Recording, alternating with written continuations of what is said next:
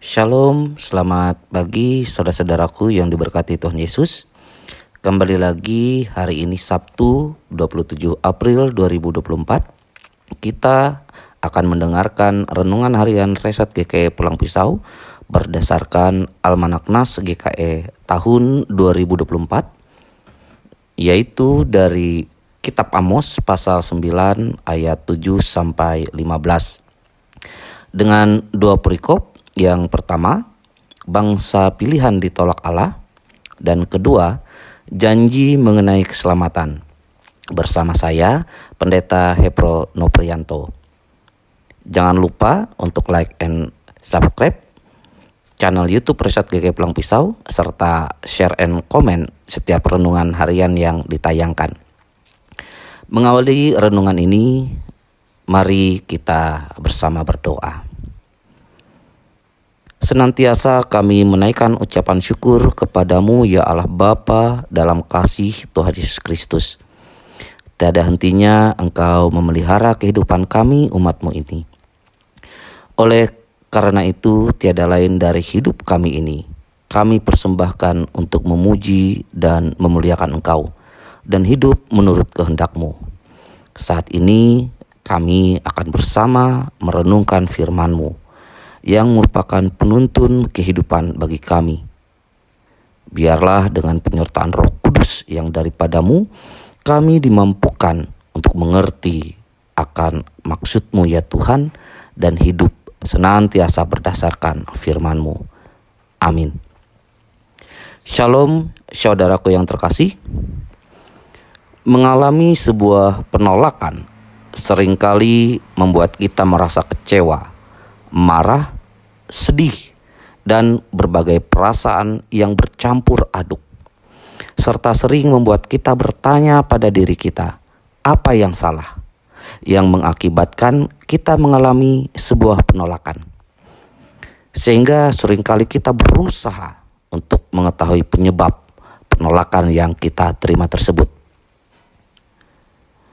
Mengapa ketika kita ditolak kita berusaha untuk mengetahui penyebabnya? Karena ada keinginan untuk mengetahui apa yang kurang, sehingga kita mengalami penolakan tersebut. Lalu setelah mengetahui kekurangan tersebut, apa yang kita lakukan? Seringkali muncul beberapa pandangan dalam diri kita ketika kita tahu apa yang kurang atau yang menyebabkan kita mengalami sebuah penolakan. Pertama, ketika kita mengetahui ada kekurangan pada diri kita, maka kita dipacu untuk memperbaiki diri, mengatasi kekurangan yang kita miliki, dan mengembangkan diri kita agar ke depannya kita bisa berhasil. Yang kedua, kadang ketika kita mengetahui apa yang merupakan kekurangan kita, seringkali kita menolak bahwa itu adalah kekurangan. Kemudian kita sering menyatakan bahwa saya ditolak itu bukan karena kekurangan saya, tetapi ada ketidakadilan, ada kecurangan, ada ketidaksukaan personal yang saya terima, sehingga saya ditolak. Saudaraku yang terkasih, firman Tuhan bagi kita pada saat ini merupakan sebuah pesan kenabian yang disampaikan oleh Nabi Amos bagi Israel. Memunculkan pertanyaan bagi kita, mengapa Amos menyampaikan bahwa mereka ditolak Allah? Pada ayat ke-8 menyatakan, sesungguhnya Tuhan Allah sudah mengamati kerajaan yang berdosa ini. Aku akan memunahkannya dari muka bumi, tetapi aku tidak akan memunahkan keturunan Yakub sama sekali. Demikian firman Tuhan. Apa yang membuat Tuhan pada ayat ini memandang mereka sebagai kerajaan yang berdosa? Kita bisa lihat hal tersebut pada ayat yang sebelumnya, di mana dinyatakan dalam ayat yang ke-7 Bukankah kamu sama seperti orang Ethiopia bagiku, hai orang Israel? Dalam hal ini, Tuhan memandang bangsa Israel telah menjadi seperti bangsa Ethiopia, yang menandakan tidak ada lagi perbedaan antara mereka dan bangsa lain. Mereka tidak dipisahkan dalam ibadah atau gaya hidup. Meskipun Allah mengingatkan mereka bahwa Allah telah membawa mereka keluar dengan selamat dari Mesir. Pada saat itu bangsa tersebut secara lahiriah berada di puncak perluasan wilayah, stabilitas politik, kemakmuran nasional. Namun secara batiniah mereka mengalami kemunduran. Terjadi kemunafikan dan penyembahan berhala yang merata, kebejatan merajalela, sistem peradilan yang rusak, dan penindasan orang miskin menjadi sebuah kebiasaan yang hidup. Hal tersebut mengakibatkan tidak ada lagi ciri khas mereka yang membedakan mereka dengan bangsa lain. Mereka kehilangan sebuah ciri khas, yaitu sebagai umat atau bangsa pilihan Allah.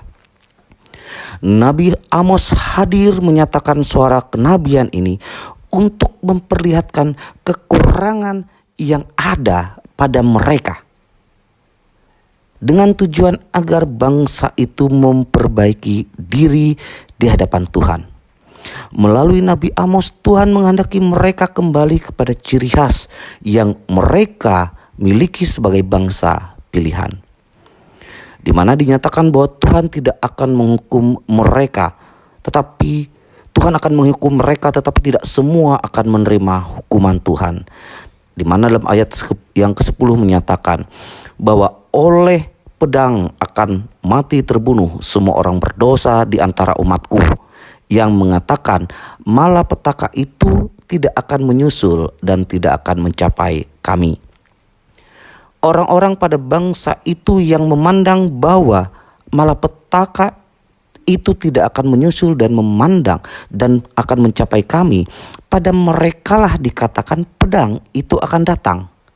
Namun bagi mereka yang kemudian menyadari kekurangan melalui pesan yang disampaikan oleh Nabi Amos ini, menindaklanjutinya dengan memperbaiki kehidupan di hadapan Allah, membangun ciri khas sebagai umat yang dipilih. Tuhan mengatakan bahwa maka aku akan menanam mereka di tanah mereka, dan mereka tidak akan dicabut lagi dari tanah yang kuberikan kepada mereka. Saudaraku yang terkasih, tanpa kita sadari, kehidupan kita seringkali melakukan apa yang pada saat itu dilakukan oleh bangsa itu. Bangsa tersebut oleh karena kemajuan, oleh karena pertumbuhan hidup, melupakan apa yang Tuhan perintahkan kepada mereka. Firman Tuhan ini membawa pesan kepada kita pada sebuah kesadaran iman, bahwa kita yang telah diselamatkan Allah dalam kasih karunia-Nya di dalam Tuhan Yesus Kristus, kita harus senantiasa menunjukkan bahwa kita adalah orang-orang yang diselamatkan. Menjadi setiap orang yang membangun hidup dalam ciri khas yang telah kita terima dalam karya keselamatan, itu sebagai anak-anak Tuhan. Kita sadar bahwa kehidupan kita pada saat ini mengalami berbagai kemajuan dalam perkembangannya. Semuanya itu baik untuk kehidupan, membantu kita melakukan banyak hal, memudahkan kita melakukan banyak hal. Melalui firman ini membawa kepada kita ke dalam sebuah perenungan bersama senantiasa bahwa keadaan tersebut jangan sampai membuat kita lupa pada ciri khas kita sebagai anak-anak Tuhan. Jangan sampai keadaan itu membuat kita memandang hal-hal yang berdosa menjadi biasa. Pada Roma pasal 12 ayat 2 mengingatkan kita, Janganlah kamu menjadi serupa dengan dunia ini, tetapi berubahlah oleh pembaharuan budimu, sehingga kamu dapat membedakan manakah kehendak Allah, apa yang baik, yang berkenan kepada Allah, dan yang sempurna. Kristus telah membawa kita ke dalam pembaharuan kehidupan. Hikmat yang daripadanya hendaklah senantiasa membuat kita mampu mengetahui apa yang berkenan kepada Allah dari setiap apa yang kita lakukan dalam kehidupan. Dan bukan sebagai sebuah pembenaran dalam memandang dan melakukan tindakan yang berdosa sebagai hal yang biasa. Di mana kita pula diingatkan, janganlah kamu menggunakan kemerdekaan itu sebagai kesempatan untuk kehidupan di dalam dosa. Galatia pasal 5 ayat yang ke-13. Kita menyadari bahwa sebagai manusia, kita bukanlah manusia yang sempurna.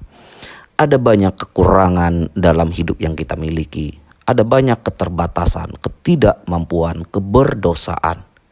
Namun hendaklah hal tersebut senantiasa membawa kita ke dalam sebuah kesadaran kehidupan.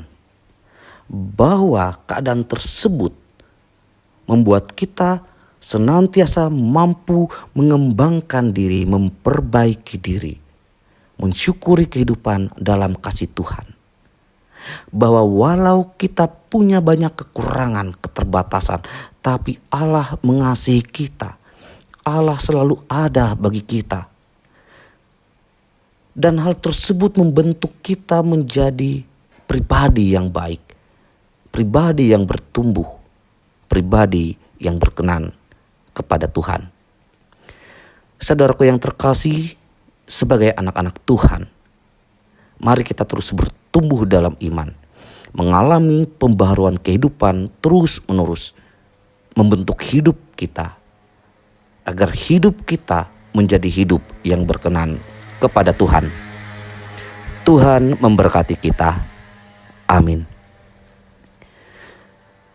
Mari dengan syukur kita berdoa atas firman Tuhan, serta dalam doa ini kita naikkan syafaat, di mana kita akan berdoa secara khusus bagi jemaat GKI Simpur, Resort GKI Pelang Pisau.